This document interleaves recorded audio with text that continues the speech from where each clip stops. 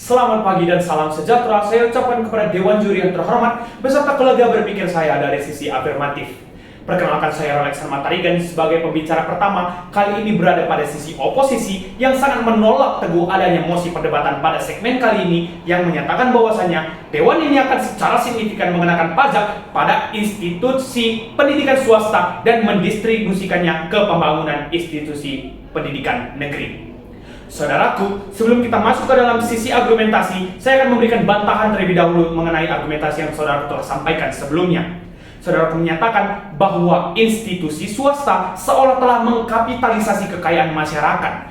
Namun, argumentasi saudara dapat saya bantah dengan salah satu contoh nyata di Sumatera Utara, yaitu SMA Unggul Del.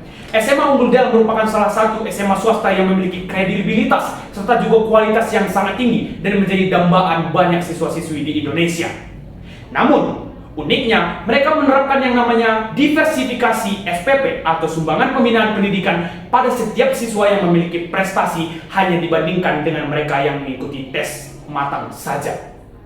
Hal ini menjadi sebuah gebrakan besar bahwa swasta tidak seluruhnya mengkapitalisasi, namun mereka memang menerapkan SPP atau sumbangan pembinaan pendidikan yang lebih tinggi karena sarana dan prasarana mereka ditetapkan dan juga disediakan sendiri, tidak seperti sekolah negeri yang memang sudah disiapkan dan siap pakai.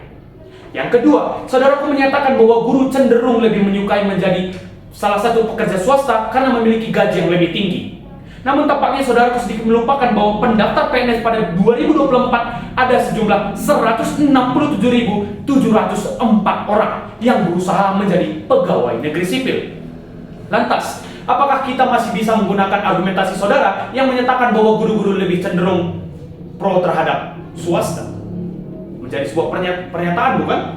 Selanjutnya, sebelum kita memasuki ke dalam sesi argumentasi, tampaknya saudara terlalu membuat batasan permasalahan ini terlalu sempit. Maka selanjutnya, saya akan menambahkan batasan masalah, yaitu mengangkatkan institut pendidikan yang lebih tinggi, yaitu universitas negeri dan swasta. Tidak hanya terbatas pada sekolah menengah atas swasta dan negeri.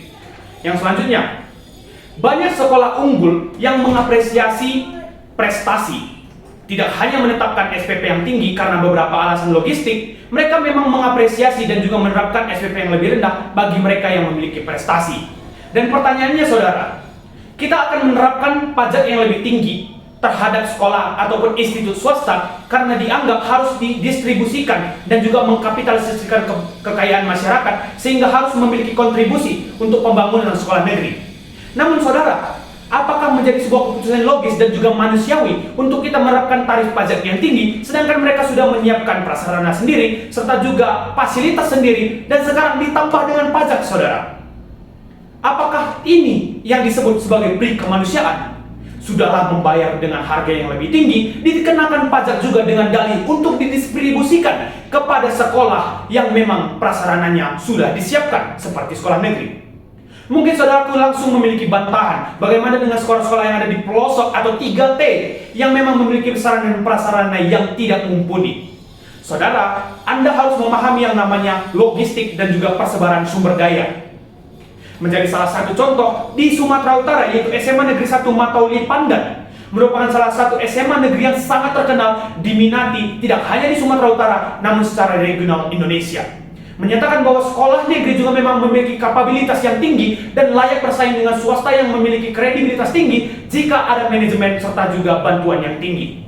Lantas pertanyaannya, sisi manakah yang perlu kita pertimbangkan? Jika kita berbicara pada pajak, pajak bertujuan untuk menyejahterakan masyarakat. Pada kenyataannya, tidak semua orang yang berpendidikan di sekolah swasta memiliki pendapatan yang tinggi. Ada juga yang mereka memiliki pendapatan rendah ataupun menengah, namun memaksakan untuk memasuki swasta dengan dalih untuk mendapatkan pendidikan yang lebih baik. Menjadi sebuah pertanyaan, apakah swasta itu memang lebih baik? Tentu tidak. Hal ini dapat dibantah dengan data yang ada di Kabupaten Karo, yaitu cenderung siswa-siswi yang ada di Kabupaten Karo lebih memilih untuk bersekolah di sekolah negeri ketimbang sekolah swasta, dan terpaksa untuk bersekolah di swasta di beberapa sekolah swasta di Kabupaten Karo jika tidak terdaftar di negeri atau tidak lolos pada seleksi sekolah negeri pada Kabupaten Karo. menjadi sebuah bantahan besar bahwa apa yang saudaraku sampaikan tidak memiliki verifikasi. Yang selanjutnya, pendaftaran sekolah swasta dan negeri sangat memiliki ketimpangan yang sangat besar. Kita angkatkan lagi pada Kabupaten Karo. Pendaftar negeri sangat tinggi di Kabupaten Karo, tidak seperti swasta yang cenderung membuka pendaftaran lebih lama untuk menunggu sisa-sisa dari sekolah negeri. Lantas, jika kita mengatakan bahwa swasta mengkapitalisasi, apakah ini yang bisa kita sebut sebagai kapitalisasi? Tentu tidak, saudara. Karena pada nyatanya, memang sekolah swasta diminati, tapi hanya beberapa saja yang memang sudah terkenal, memiliki kuasa yang mega, dan juga memiliki kredibilitas yang sangat baik. Namun tidak semua. Cenderung masyarakat lebih memilih sekolah negeri. Jadi pertanyaannya, memang benar bahwa sekolah negeri memiliki sarana prasarana yang lebih buruk daripada swasta. Bukan lebih buruk, tapi lebih tidak mumpuni daripada swasta. Namun pertanyaannya, apakah dengan memeras swasta kita dapat memperbaiki kesalahan dan juga penyakit yang ada di negeri ini? Tentu tidak.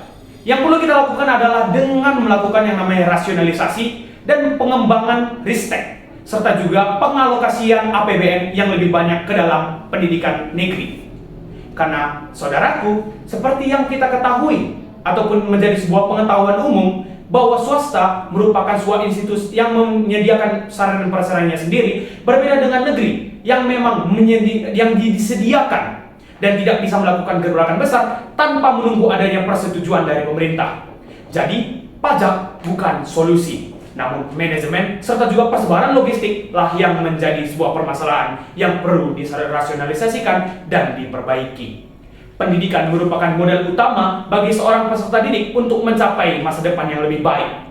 Pertanyaannya, apakah kita sudah menyediakan dan juga memiliki sarana yang baik untuk menyokong modal tersebut? Saya Rolex Matarigan dengan tegas menyatakan bahwa sekali lagi saya sangat menolak adanya mosi perdebatan pada segmen kali ini.